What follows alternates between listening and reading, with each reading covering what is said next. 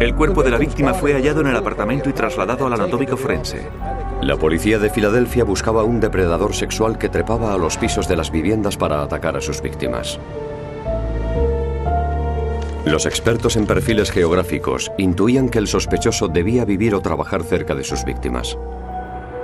Pero cuando empezaron a darse casos idénticos a 2.700 kilómetros de distancia, en Colorado, los investigadores comprendieron que el asesino debía tener un buen abono de transportes o que tendrían que reconsiderar sus suposiciones.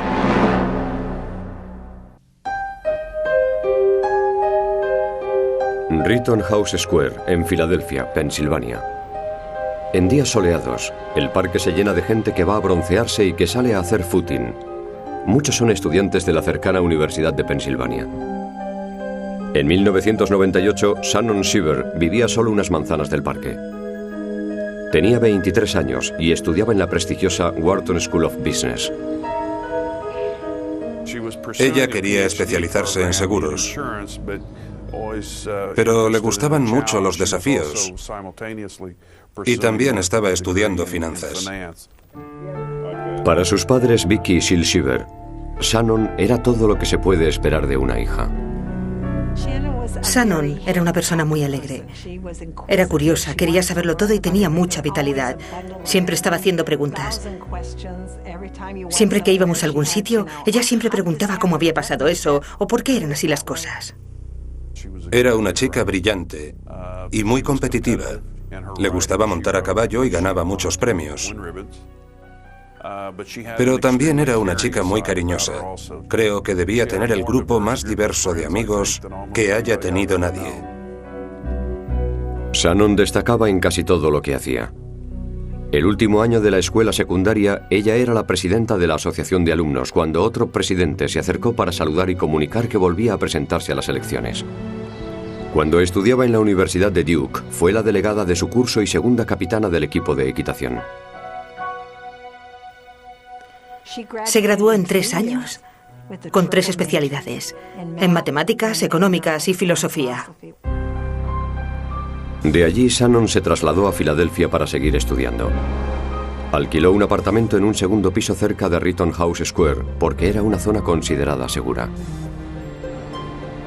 La noche del 7 de mayo de 1998, Shannon no se movió de su casa. Al día siguiente, Shannon no acudió a una cita con sus amigos como habían planeado, así que fueron a su apartamento y forzaron la puerta. Los amigos de Shannon les dieron la noticia a los Shiver. Solo me dijeron que tenía que ir enseguida y que había pasado algo malo. Pero yo dije, Sam, tienes que decírmelo, quiero saberlo, y me dijo que estaba muerta. Estaba preparando el baño y había unos papeles, luego sabemos que estaría estudiando. El asesino había conseguido trepar hasta el balcón del segundo piso y había entrado por una puerta de cristal corrediza.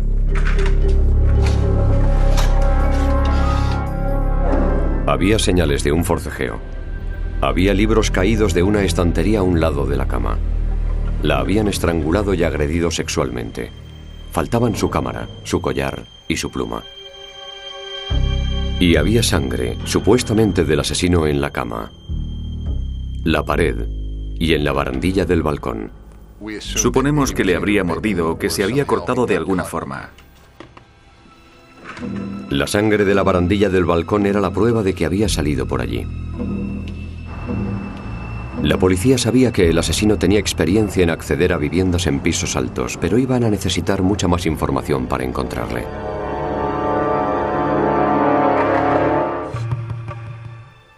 Shannon Shiver era una joven universitaria con un futuro prometedor que se truncó trágicamente el 7 de mayo de 1998, cuando fue robada y asesinada en su apartamento de Filadelfia. No había testigos y ninguna de las pistas de la policía revelaba nada importante.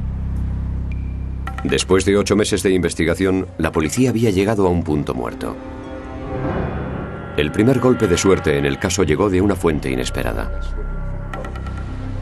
Un informador anónimo llamó a la redacción del Philadelphia Inquirer para facilitar información confidencial y embarazosa sobre la investigación del asesinato de Shannon Shiver a la prensa.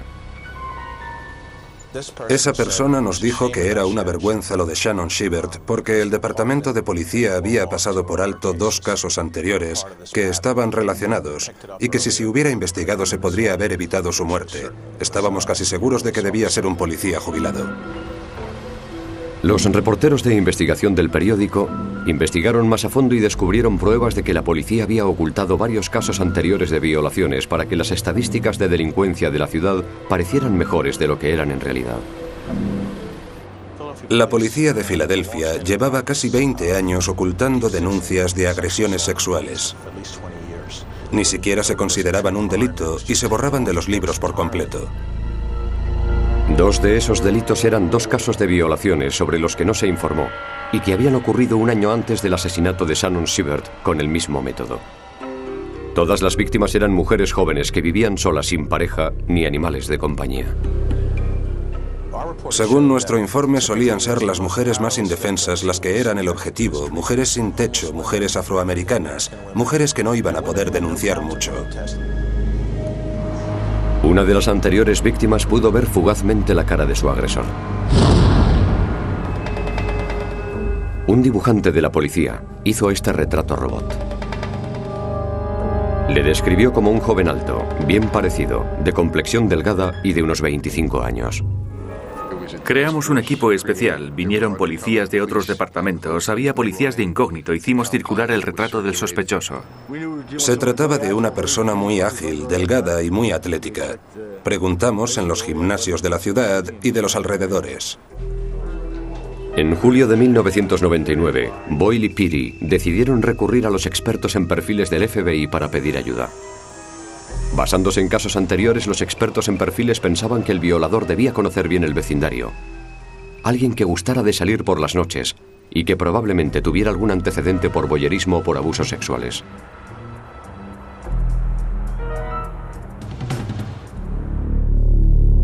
Cinco meses después del asesinato de Shannon Shivert, el violador de Center City se cobró su 6ª víctima. En esta ocasión tuvo que quitar 14 tornillos de unas barras de seguridad para conseguir acceder a un piso bajo. Nos entristecimos mucho y quisimos hablar con los padres de la joven, y ellos nos llamaron y estuvimos charlando un buen rato con el padre y la madre. Pero al mismo tiempo eso nos daba esperanzas y pensábamos que era algo que podía ayudarnos a coger al asesino y meterlo en la cárcel. Y eso era muy importante para nosotros. Después de la 6ª agresión, los detectives Boyle y Peary dieron otro paso.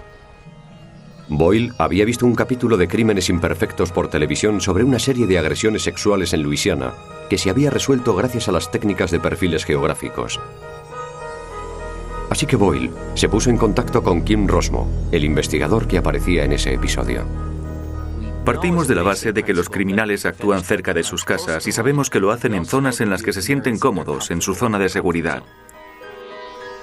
Rosmo hizo un mapa de todo Center City con hombres a pie y también con helicópteros. Después introdujo la dirección de Shannon y la de las otras 5 víctimas en su programa de perfiles geográficos. Entonces el sistema informático efectúa todos los cálculos, hasta 1 millón de cálculos, y genera una zona de riesgo. La zona de riesgo es un mapa en 3 dimensiones que muestra los lugares más probables donde pueda estar el domicilio del agresor.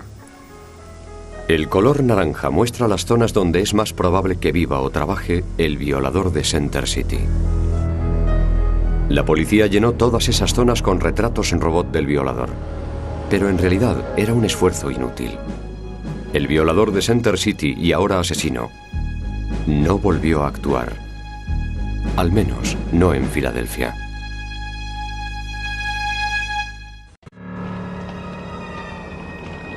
Poco después de que el violador de Center City se cobrara su 6ª víctima en Filadelfia, los crímenes cesaron misteriosamente. La policía tenía varias teorías. El agresor solo actuaba durante los meses de primavera y verano. Cuando llegó y pasó el verano de 2000 sin producirse incidentes, la policía empezó a temer que se hubiera ido de Filadelfia y que ya nunca podría llegar a ser capturado. Los investigadores sospechaban que el violador era un estudiante universitario que vivía en Filadelfia en verano y que iba a clase fuera de la ciudad. Lo que no sabían era que a 2.700 kilómetros de distancia, en Fort Collins, Colorado, había un violador parecido que estaba cometiendo los mismos crímenes exactamente de la misma manera. El sospechoso accedía a las viviendas quitando contraventanas y trepando hasta los balcones. Y una vez dentro, el sospechoso asaltaba a las víctimas mientras dormían. El asaltante había actuado en 5 ocasiones durante la primavera y el verano de 2001. Cubría la cabeza de las víctimas con una funda de almohada y después las agredía. Pero en su quinta agresión, cometió un error. Había entrado en el apartamento de la víctima a través del balcón de un segundo piso.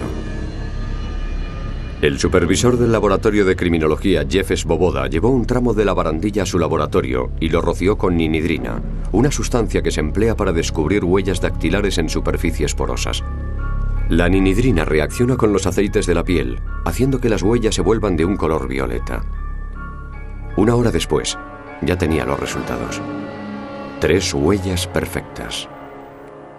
Apoyó la palma de la mano aquí, dejando la huella del pulgar izquierdo, el anular izquierdo y el meñique, y después saltó. Desde Fort Collins se enviaron fotografías de las huellas junto con la descripción de los ataques a los departamentos de policía de todo el país pidiendo su colaboración. La carta llamó la atención de una secretaria de policía de Filadelfia. Recordó al violador de Center City, como se le llamaba entonces, y se puso en contacto con la unidad de víctimas especiales y con el detective Latour. Entonces el detective Latour avisó al departamento de policía de Fort Collins. Cuando se comparó el ADN de las pruebas de violación de Colorado con la sangre encontrada en el apartamento de Shannon Shiver, el ADN coincidía. Cuando nos llamaron diciendo que habían hecho el análisis y que las muestras coincidían, fue una tremenda alegría. Creo que todos teníamos la esperanza de que ahora íbamos a conseguir cogerle. Pero, ¿por qué había dejado Filadelfia el violador para ir a Colorado? ¿Y cómo iba a atraparle la policía? Para averiguarlo, los investigadores tenían que identificar a todas las personas que hubieran estado en Filadelfia durante la oleada de crímenes y que luego hubieran estado en Colorado durante los hechos ocurridos allí. Cualquier persona que tuviera esas 2 ciudades en común era alguien que nos interesaba. Un experto en delitos informáticos, el teniente Ed Monaghan, le pidió a un amigo de la universidad, Bill News, que le ayudara con la búsqueda.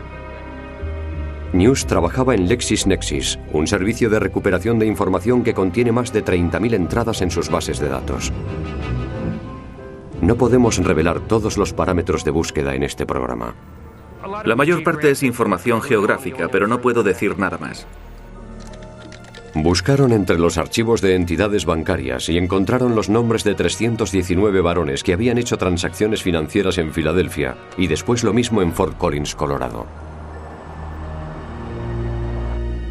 Redujeron más la lista buscando varones de entre 20 y 30 años que hubieran estado viviendo en las zonas o cerca de las zonas de los crímenes de Filadelfia. El código postal es una forma rápida y cómoda para identificar una zona geográfica. Monaghan redujo la lista a 83 nombres que envió inmediatamente a la policía de Colorado. Los nombres se sumaron a una lista de otros 800 sospechosos que ya tenía la policía de Colorado. Antes de poder comprobarlos todos, se produjo un 7º ataque. La policía necesitaba actuar con rapidez antes de que hubiera un 8º. Ahora la policía sabía que el violador de Center City, Filadelfia, estaba en Colorado cometiendo los mismos crímenes allí. En total, había habido un asesinato y 12 agresiones sexuales, 5 en Filadelfia y 7 más en Fort Collins, Colorado. En septiembre de 2001, la policía de Colorado investigaba metódicamente a sospechosos potenciales y hacía pruebas de ADN cuando recibió esta carta. Lo siento, pero todavía no puedo dejar que me cojan. En Colorado no. Ni siquiera me gusta este sitio. A mí no me gusta el frío. Ya ni siquiera me apetece volver a Fort Collins. Están ustedes por todas partes. Admito que sí quiero que me cojan. No me gusta lo que hago. Me mantiene apartado de la gente y no puedo hablar con nadie. Me siento muy solo. La carta incluía detalles de los crímenes que solo podía haber conocido el autor. Pero no contenía ADN ni huellas dactilares. Al final, la detective Kim Cochran concluyó que el violador solo pretendía desviar la atención de los investigadores. Si dejábamos que el sospechoso nos llevara en otra dirección con la carta, al final se nos podría escapar algo. La policía de Colorado había recibido más de 1000 informaciones. Una llamada era de una mujer que decía haber salido con un hombre que se parecía mucho al retrato robot de la policía. El hombre se llamaba Troy Graves, un nombre que aparecía en la lista de sospechosos confeccionada por los expertos informáticos de Filadelfia. Graves había trabajado en un banco de Filadelfia, no muy lejos de los domicilios de las víctimas. Después de la última agresión en Filadelfia, Graves se alistó en las Fuerzas Aéreas y fue enviado a Fort Warren, en Colorado. Graves vivía en Fort Collins, a corta distancia del lugar de los crímenes cometidos en Colorado. La chica le dijo al investigador que a Troy le gustaba salir por las noches, que padecía insomnio y que seguramente tendría antecedentes por abusos sexuales. Graves había sido reprendido en una ocasión por espiar a una mujer en su habitación de la base de las Fuerzas Aéreas. Era delgado y de constitución atlética, físicamente capaz de trepar hasta la ventana de un segundo piso. El detective Neil Hysham se puso en contacto con Troy Graves y le pidió que fuera a contestar unas preguntas. Hablaba con corrección, era muy educado. Y eso me desorientó bastante, pero encajaba con la descripción que teníamos. Hysham le hizo las mismas preguntas que se habían formulado a otros cientos de sospechosos. Le pregunté si estaría dispuesto a someterse a la prueba del polígrafo, que era algo que podíamos aprovechar para descartarle. Y me lo dijo muy claramente, dijo, ahora mismo no. Entonces le preguntó a Graves si podía tomarle las huellas dactilares. Y su respuesta fue como que le parecía todo muy extraño. De todas formas, Graves fue llevado ante la experta de la policía en huellas, quien tomó todas sus huellas, prestando especial atención a las del meñique, del dedo anular y el pulgar de la mano izquierda. Cuando la señora Fulton le tomó las huellas dactilares, supe enseguida por su reacción y sus gestos que las huellas coincidían. Las huellas de Troy coincidían con las huellas de la quinta víctima en Colorado. Y al analizar la sangre de Graves, su ADN coincidió con el de la sangre que había en el apartamento de Shannon Shiver. Las andanzas de Troy Graves en dos ciudades por fin habían acabado. La policía y los fiscales decían que el móvil de Graves era la agresión sexual. Pero Shannon Shiver se defendió, cortando o mordiendo de alguna forma a Graves, lo que dejó sangre en la cama y en las paredes. Shannon era la única víctima asesinada.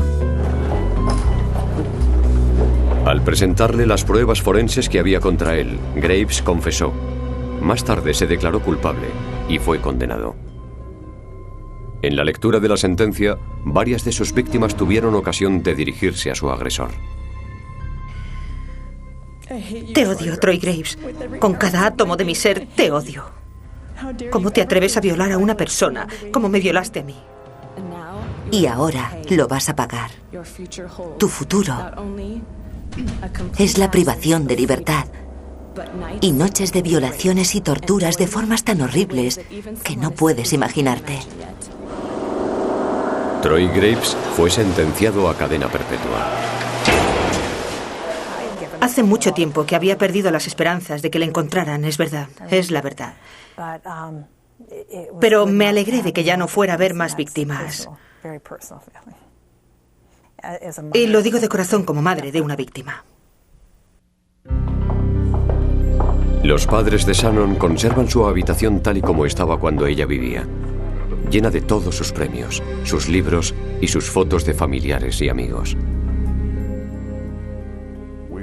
Estábamos muy unidos, y pensar que alguien con tanta vida que formaba parte de ti ha desaparecido de repente es algo horrible. La investigación del asesinato de Shannon era la clásica búsqueda de la aguja en el pajar. La única solución estaba en el duro trabajo de los detectives, los perfiles geográficos y de comportamiento y los expertos informáticos. Estos son los lugares de las agresiones.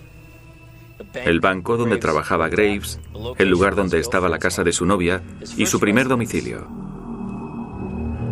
Todas las agresiones habían tenido lugar a lo largo de las rutas que Graves había seguido desde sus 2 apartamentos alquilados hasta la casa de su novia y hasta el trabajo. Estos crímenes suelen ser los más graves y cualquier cosa que ayude a la investigación es bienvenida.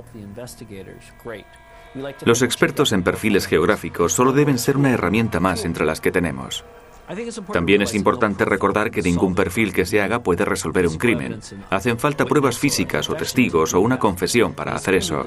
Y al final son los detectives los que lo resuelven. Nosotros solo hacemos un pequeño papel secundario, pero que también es importante porque podemos ayudarles a centrar sus esfuerzos o entender mejor los hechos y seleccionar sospechosos. Los ordenadores no cometen crímenes y no resuelven crímenes. Los detectives los resuelven. Y aún así creo que fue un excelente trabajo de tecnología y recursos humanos. Es increíble lo que se puede hacer con el ADN ahora. Los expertos en perfiles geográficos, los expertos del FBI, el uso de los ordenadores. Todo eso ha cambiado la forma en que investigamos. La ciencia forense es lo que prima hoy en día.